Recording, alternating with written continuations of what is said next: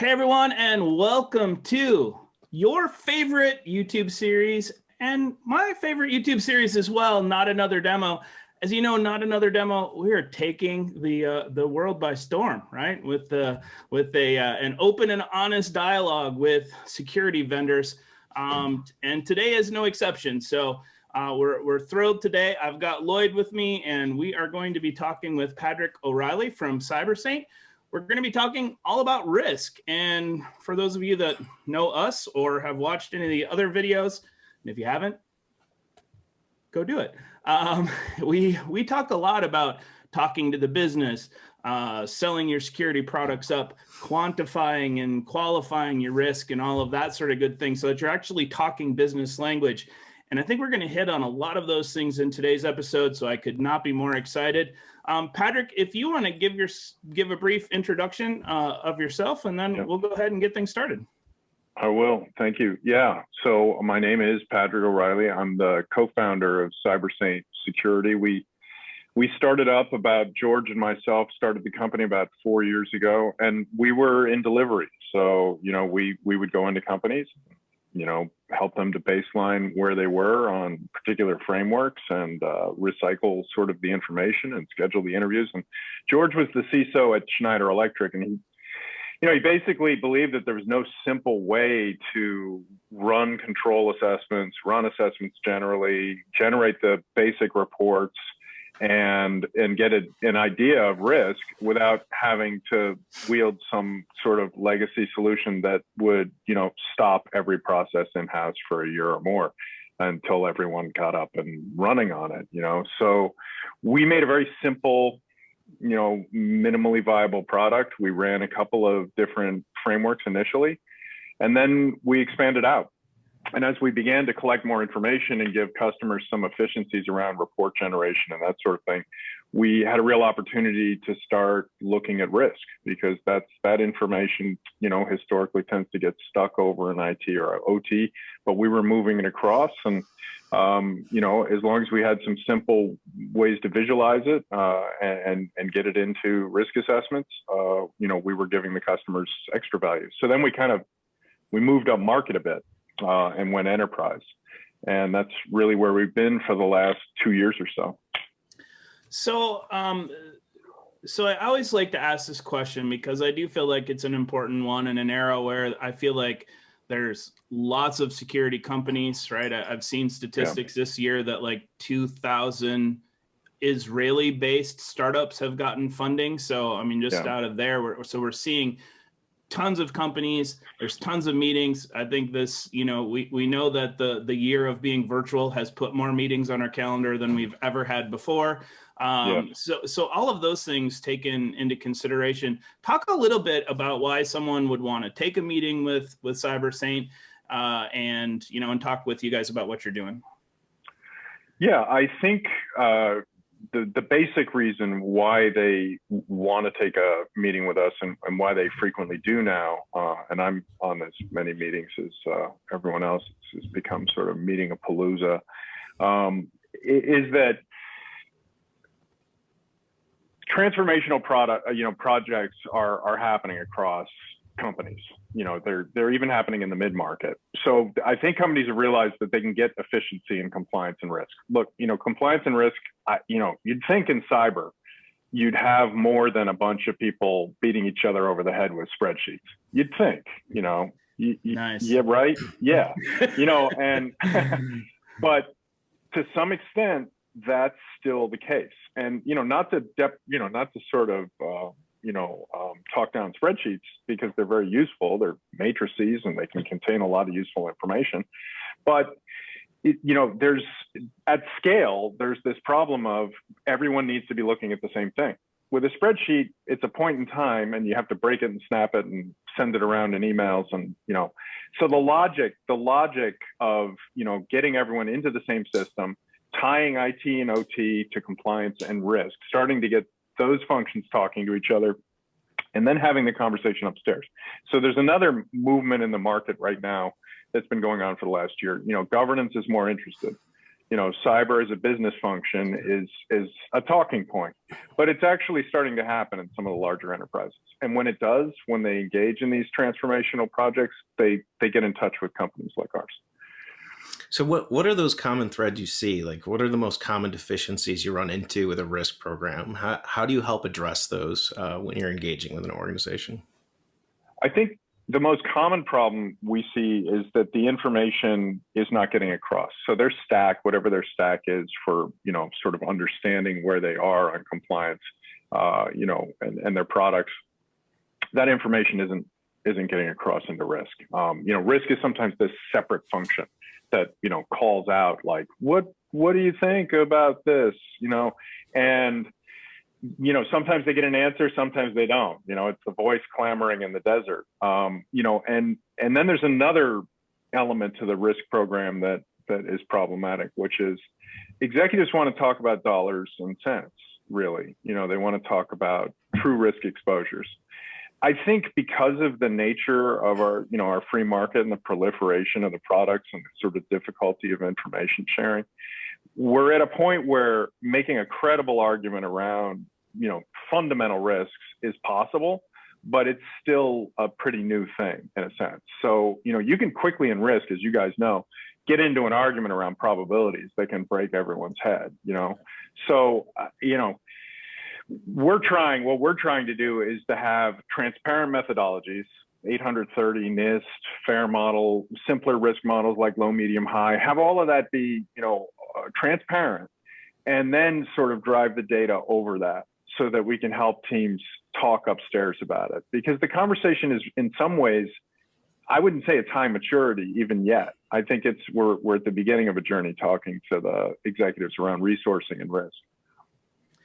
So let's talk a little bit about, I think, the disparate systems that a lot of organizations have in place, and they've piecemealed together their security stack over the years. And some of those investments are, they're large investments. Some of them are really good investments, right? But they're getting data from here and they're getting data from here. And then, like you said, I think that's sometimes where those spreadsheets come into play, right? Where I'm grabbing maybe information off my endpoints and information off my data center and information from the business. And then I'm trying to put all of that together in a table and make some sense out of it. So I know you guys kind of are able to gather information from different places and make some sense of that. Can you kind of talk about where you fit in the security stack and the ecosphere and pulling all the data together?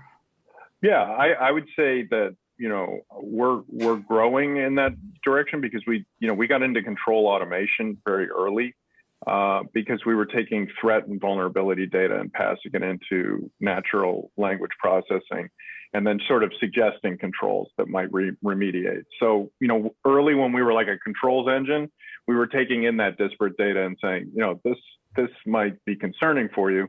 You might want to look at input validation. It may not even be a control you have in place. It's just sort of like a little bit of extra help. But now, data is getting a little more disciplined. You can get a lot of JSON out of the application stack now. And the mappings are pretty clear. You all know the mappings, Active Directory into access control and, log aggregators into identification and authentication, endpoints into system and information integrity. The mappings, the static mappings are pretty clear. The way we can kind of leverage NLP is to do some dynamic mapping. So to look into the results of scans and say, these controls might be something else additional you want to look into. And a lot of companies have an application stack that's extensive, and then they're running a lot of different products over that, right? And that information is just growing and proliferating, and they don't have any way to sort of say, how does this really impact risk? Because sometimes the products they're running over that stack have their own discrete risk taxonomy. They have, That's so right, it's like, okay, so CVSS is widely accepted, but then products will take CVSS and they'll throw some pepper and salt, and some other, data sciencey things into it, and they've got a new risk score. So, I think a lot of what's going on now is we're looking for a grand unified theory in some ways of risk. If because everything is kind of Tower Babel over on the one side, we need a way to rationalize and make sense out of what true risk exposures are. So some organizations really struggle with that technology stack. They're like DLP is an area I see them struggle to get things set up. So do you see issues when you're going through ingestion and maybe they're not quite mature enough where they need to be with that tech stack? Yeah, we do. And that's why we propose that they do it gradually, that it's a journey, really, not a one-off. You don't want to hook everything in, and if they can't make sense out of that data and it's new to them, you might put it off a little bit. You might take in the information that they understand how it impacts it. They maybe have been working with it for a while in the spreadsheet. It has been a call out to OT. So we try to stage it, and you can stage it. Yeah, I think that's smart because I do think sometimes new solutions, new tools go in, and you just throw everything at them, and then you're like, this is cool. Now I again still don't know what to do with all of this data. Yeah. So let's take a step back and just talk about risk in general, what it means to an organization, and then, like, from your position, I know you see kind of what folks are seeing at an executive level. So for our audience members that are, that are in the technical space, right, and needing to understand how to talk risk up into the upper echelon of their organization, can you talk a little bit about what executives, what business leaders are looking for from a risk perspective? Sure. Right now, they're willing to have a conversation around, what would be the impact of a breach, and what are the, systems or business processes that would, lead to that breach. They don't want to go, completely into, the threat patterns of the CAPAC out of MITRE, or, what the particular vulnerabilities or the cross-referenced exploits, and they may not want that level of information. But they want to know, what are our top exposures and what are the possibilities, around the breach size. What kind of reputational hit could we take, and how do we address that? I think what they really want to hear is a story, and this is something all the analysts are obsessed with, right? Tell a story, and there's a lot of products out there that are like, we got playbooks for you, but it's easy to go, oh, playbook, but at the same time, telling a story is a very human thing. If you can tell a story, you can engage and you can get some buy-in. So for us, I think, the future really isn't around having that granular data, informing, but as you go a little higher up, you're rationalizing it into a story. Look, this is what could happen to us if we, if things on our network, all of a sudden permissions escalate and they're able to either lock something down or run off with things, and this is our exposure, and this is how we can remediate it. So having a set of remediations for executives to choose is also smart. So you can't maybe just say, oh, we've got this one thing we want, and we want it bad, and it's above everything else. You have to kind of give them a buffet. This is maybe a set of approaches we could take to this stuff, and what's acceptable in terms of risk and what we really need to address now as well. So prioritizing things that way. So I like that, talking about telling a story, right? Because again, I think as security practitioners and most of us being very technical folk, we get very into the weeds real quickly, and we understand that language, but it doesn't always transition up. And so I think there is a real need to continue to up level, I guess, to coin a phrase. Coin phrases, and then I just did one. Sometimes they just come out, and you're like, "Why did I use that word?" Because there isn't another one. I like up leveling. I like it. But I feel like we need to continue to raise our game to be able to have those conversations. And I think we have to look at it and understanding that, if you read reports about breaches, executives are losing their jobs, companies are going out of business, the financial. There are some, right? There are some companies that are big enough, and we know the names of the ones that we've seen in the news, that will survive, right? Just because of who they are and what they are. But there are a lot of companies that doors are closing, people are losing their jobs. So I think when we're talking to the board, or trying to get projects approved, or trying to have these things we got to talk in words that they can relate to, because Right. you know, they're trying to protect the business, the reputation, Right. and honestly, their own careers as well. Because if somebody's going to lose a job over a breach, it's probably going to be an executive instead of, you know, a security guy sitting in the SOC.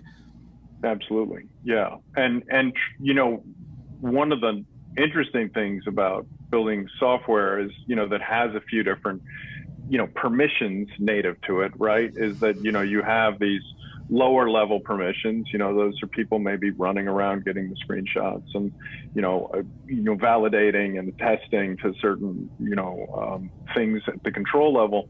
But then you have, you know, readers and higher privilege levels, and, you know, they need to understand things more in that story form. One of the nice things about, say, the cybersecurity framework is that it, you know, it sort of has broad little diagnostic statements in the subcategories, right? And then it rolls up to these functions. It's an attempt to sort of rationalize security and put it into, you know, language that's a little bit more communicable. You know, and the families of the security, you know, controls families do the same thing to some extent. So you can wrap stories around that. You know, if you can begin to associate logic into frameworks that have broader linguistic, you know, hooks, you can begin to wrap stories around that. And that's one way executives can say, oh, this is an access control issue. You know, this is attackers who are, you know, changing permissions as they go into systems. That's not good. What can we do about that? You know, what's the possibility of, you know, them pulling out something or causing some reputational damage? And what can you do to help harden systems, you know, specifically, you know, the names of products, the names of procedures, you know, if it's just throwing a couple of bodies at it for a while, what does that look like in terms of CapEx and OpEx? This is how, you know, they think a little bit. Yeah, talking about the what, you know, thinking about the where. So, you know, in building that story, where has your solution helped prevent a cyber threat? You know, what was the opportunity? How did that organization react? And was there any culture change out of that? Did they change anything in regards to their program? I think, yeah, you know, as you know, companies are pretty cagey about what they would tell you around, did it stop anything? You know, because they might have to admit. I think where I've seen some really clear successes around where our product is helping is driving the discussion around improving the program just more generally across large transformational projects. So, you know, even at the level of our MSPs, you know, because we have, you know, service providers go in and, you know, help do the quick hit on CMMC. I think that probably, you know, there's been numerous things, you know, like I know our MSPs are, you know, we're in the trenches on some of the stuff that came out recently around Microsoft Exchange and that kind of thing. So, you know, the improvements, I think, don't necessarily roll up to me, but I see it all the time in getting companies from almost very, very little maturity to mid-maturity very, very rapidly in our system. So let's talk a little bit about working with CyberSaint.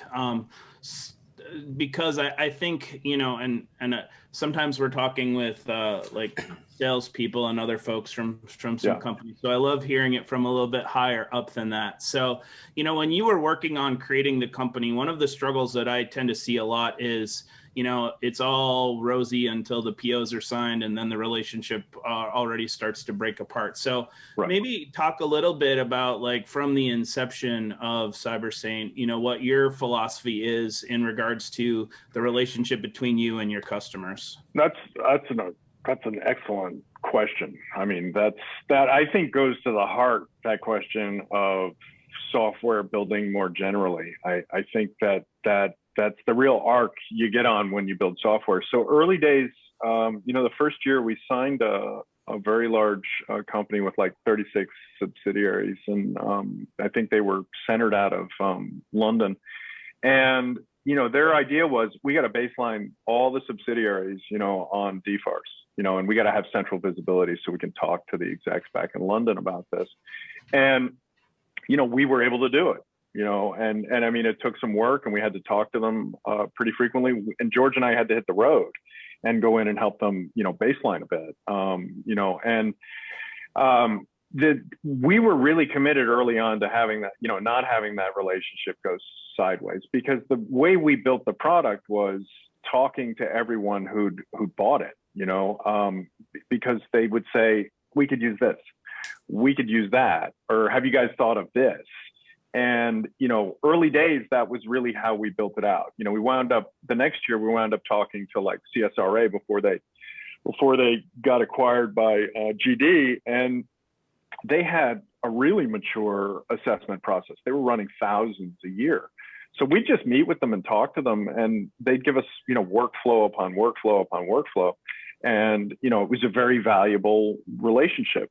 And then as we moved up, our enterprise customers brought us more and more and more. So we, signed the largest energy company in the United States. So sometime in 2018, I think. And they brought us a lot of the governance stuff we do, because they drive so many of their decisions in a mature governance style, and they have a very specific way they do it. They compare across their sites, their assets, and they compare the different functional areas, so the different states they're in. They sort of bake them off against each other. And that helped us think through some of that. So every time we sign a new customer, we make sure that we put them on a cadence to talk to us, because that's how the product's grown. We were kind of a lean startup. We didn't have a ton of capital. That was by design. So, we got a lot of, it's not like we just sort of mad scientist Silicon Valley, like we're going to have it do this, and we're going to go live with this thing that just, injects, probes into everyone's heads or installs agents everywhere. We were actively building what we heard, and we still do that. Yeah, I think, I've seen a couple of different philosophies for companies being built. And one of them is, we've got some really smart people and they're going to develop a product, and you're going to conform yourself around the very smart product that we created. And then, and the one that I certainly, having been a customer for 25 years before I switched over, is more of the philosophy of what you're talking about, of taking that input from customers and continuing to integrate that, because you're solving their problems, but you're also continuing to stay connected to the real world, right? Which I think is very easy for companies to kind of get away from. Totally. I even feel that way sometimes in my job. That's why I'm always asking Lloyd and Aaron and Anthony, who are still living in the real world, questions sometimes, because in my spot, I'm like, I know, but I don't really know. So, right? Yeah. Yeah, no, and that's very, very true. And the other way of building, where I know companies that do this, where they have some amazing tech at the heart of it, they wind up having to do some of what we do anyway, because you can have the doomsday machine, but if the human interface, and the human factors engineering isn't done, you still have to do it. Yeah. I've seen some companies really struggle with that, though, right? Of being like, our technology. I'm like, okay, but I can't use it because of whatever. So, exactly. Technology. Okay, great. Yep. So if we transition back into the risk, sorry, my brain bounces around a lot, as you can tell, right. But if we go back into one of the things that in working with a lot of companies like I do, I've seen some companies are very good at quantifying and qualifying what a risk actually is.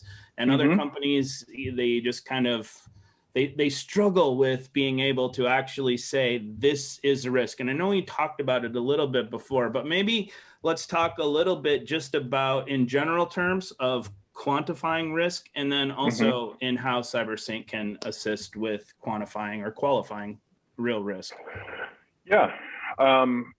We take the approach, and we have really from the start, that NIST has done a lot of, good work in this area. So our first version of risk really was to what they call tier 3, or IT, or control-based risk, right? So when you're looking at likelihoods and impacts, you're sort of saying, well, what's the likelihood or impact of this control failing? What if it does fail? What does that happen? What happens? That was good for a risk assessment at the level of an assessment, of deliverable. It kind of worked because, as NIST defines it, they say you don't have to do every control in your environment. You can pick, the critical ones and sort of run a risk assessment on top of that. So that was good, but it doesn't address, well, what about the connections between controls? What about certain kinds of attacks? And what if we just have a critical business system over here that makes everything, and all the rest of the stuff is, it's kind of risky, but not really. So that's, what NIST would call tier 1 and tier 2, or, strategic and business process. And for us, we built a risk register to sort of start logging those, and we let companies configure it to a large extent. Where we're trying to help is in driving the data in there and trying to help them evaluate what the probabilities might be, because that's where sometimes the conversation gets tricky.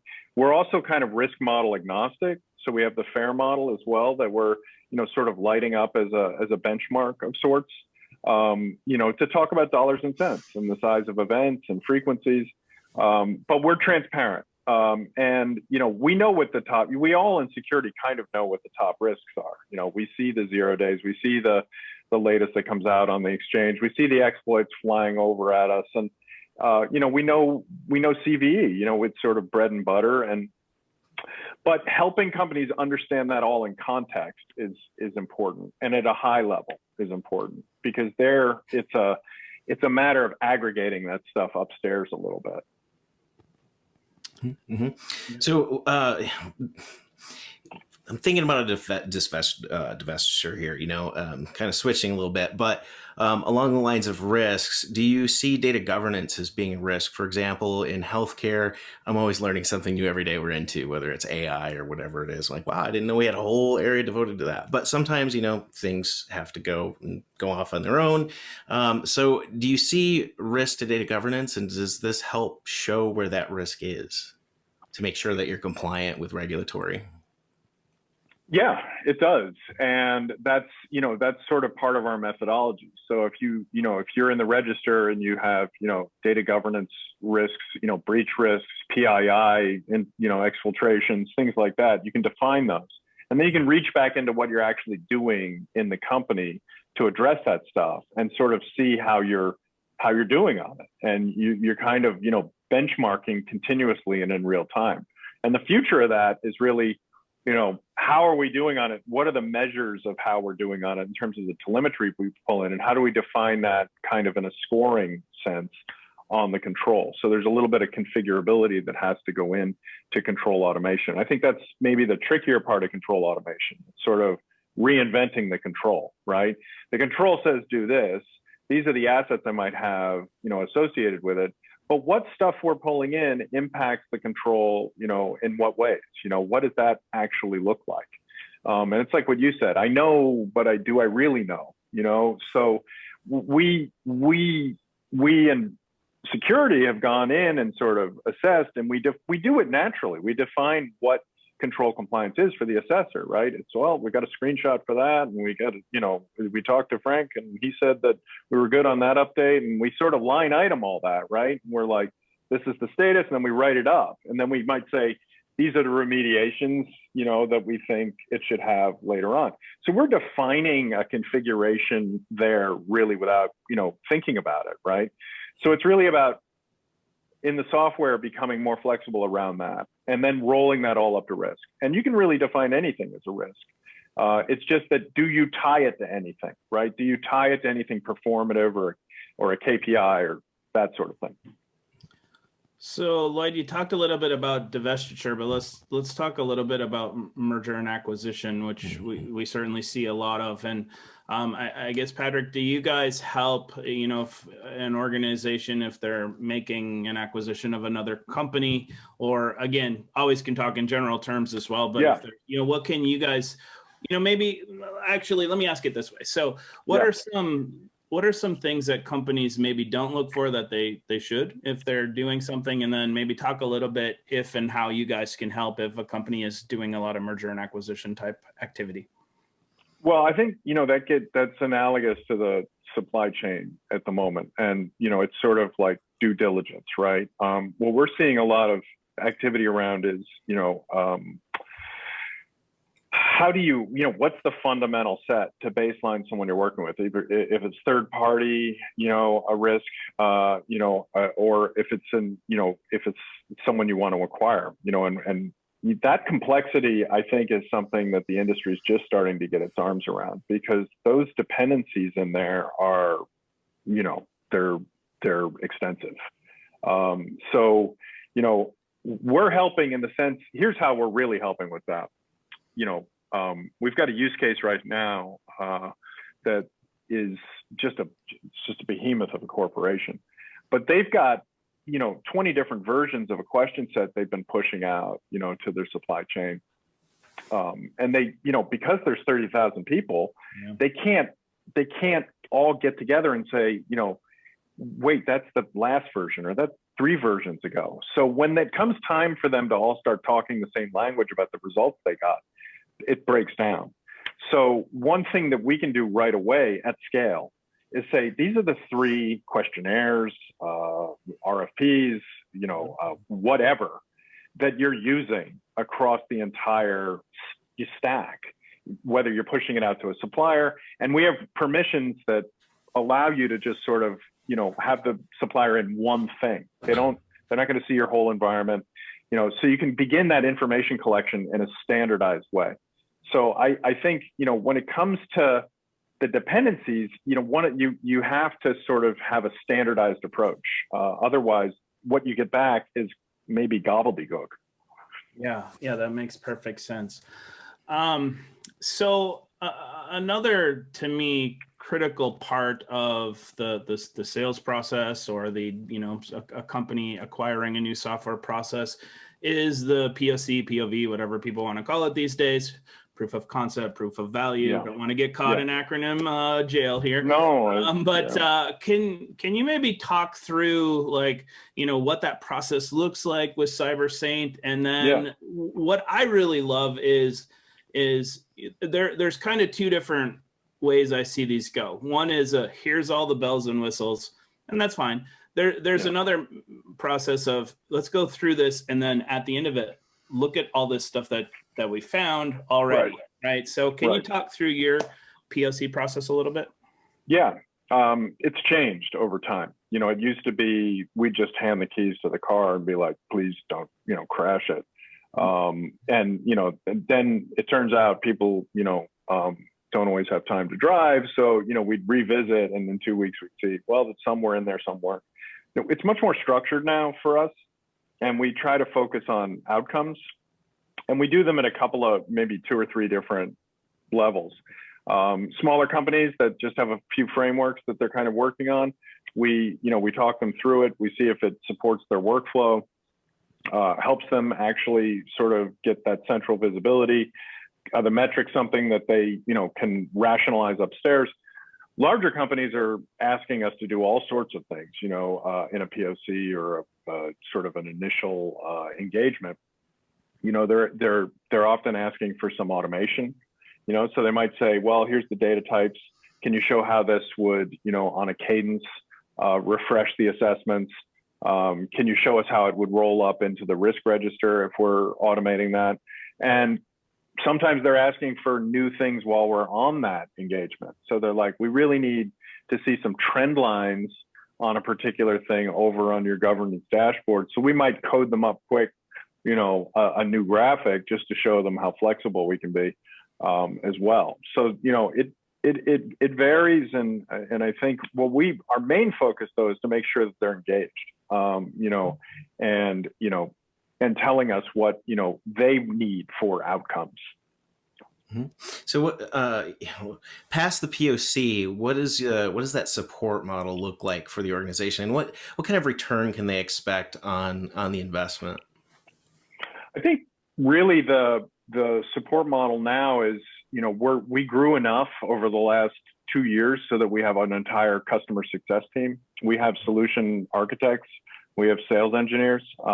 So we're very clear once the purchase order is in, what what the expectations are, and we talk through with companies kind of the SLA stuff. You know, what do they want? And we put all of our companies on a cadence, pretty much, even the smallest ones, to check in and see how's it going. You know, what do they need? You know, we're the same way with our MSPs. We get a lot of our, you know, really good information about refinements to certain things from the MSPs, and that's, you know, again, it's a part of software. And it can make, I think in some ways it can make or break you in software. Yeah, you know. yes. Yeah. Yeah. I can tell you from my day job position, 99% of the time when I see a company removing one software in exchange for another, it is not a technical issue. It is almost 100% of the time a support and type of issue, or a relationship type of issue. I always say, you know, we live in a digital world, but we're still humans.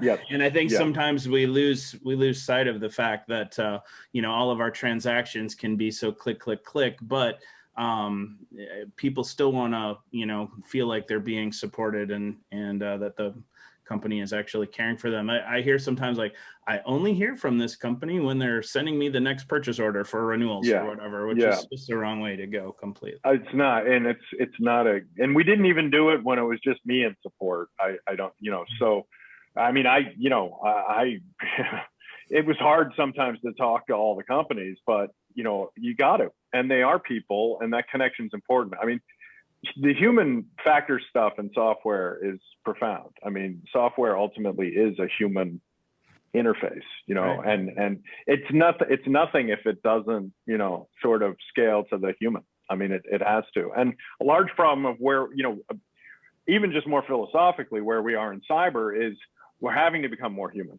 in order to handle more machines, I think. I agree.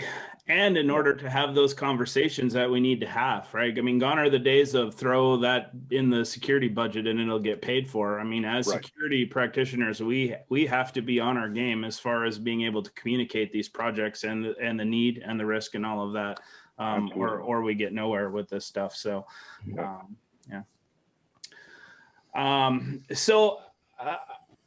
to kind of bring this all back full circle. So I guess tell us again, I don't know if there's anything we haven't covered, but talk to us just again a little bit about the importance of understanding your risk, right? Because again, we can get kind of muddled in, you know, I've got malware and viruses and threats and all that techie stuff, right? Right. So let's bring it all home with just a kind of a wrap it up around why this is actually really important for your organization. Yeah. I think, you know, the big picture with respect to risk is to just sort of begin to have a rational way to say, what could happen? You know, what has happened to others in our space, right? What happened to them? How did they handle it? Insofar as we can understand that. And, you know, is there something we can do in terms of, you know, return on investment? Are there some things we can do to make sure the worst of those don't happen? You know, are there some quick, easy ways to harden ourselves so that some of the worst of this doesn't happen to us? You know, so how do we rationally minimize our exposures? And that you know, that is possible, you know, and it's possible if people are all sort of speaking the same language in a sense. And, you know, that for us, that's the real vision, to get all of the great work that's been done in IT and cyber into the hands of the decision makers in a way that rationalizes the top 10 major risks they might be facing, you know, and have that conversation without it getting, you know, too crazy. Because in IT and OT, and, you know, just at times it's you know, it's a techie realm, you know. So, you know, we have to have almost both functions kind of understanding the risk a little bit. So it's really about, you know, just translating and bringing people around the table. And one of the things that I talk about a lot as well is if you are a security person out there and you want to make yourself invaluable to your organization, start being able to have these conversations, start being able to talk to your business about the actual risks that are out there, help them start to solve, like you said, harden your organization against some of these risks. You know, if you go in and you talk to your management and you're like, I deployed, you know, an endpoint solution. Okay, cool. But if you can go in and say, look, these were 7 of the top 10 risks that I have now put in a mitigation for, that have removed or, you know, have protected us against these risks, you are in a completely different light inside of your organization than you were if you're just dealing with the technical stuff. Right. That's right. And that's why we want to aggregate. And that's why we do aggregate information. It's to make those people inside the company, it's to give them the actual evidence that they have mitigated those risks, you know, and to talk about it. Yeah, exactly. So, but I know I've said this before, but this is the exact type of conversation that makes me love this series so much, because this is about elevating all of the security folks that are out there into a higher position inside of their company, making them better at their jobs, protecting the organizations that they're working for, and just improving things across the board. So, Padraic, I really appreciate you being with us today and being open and candid and talking to us about risk.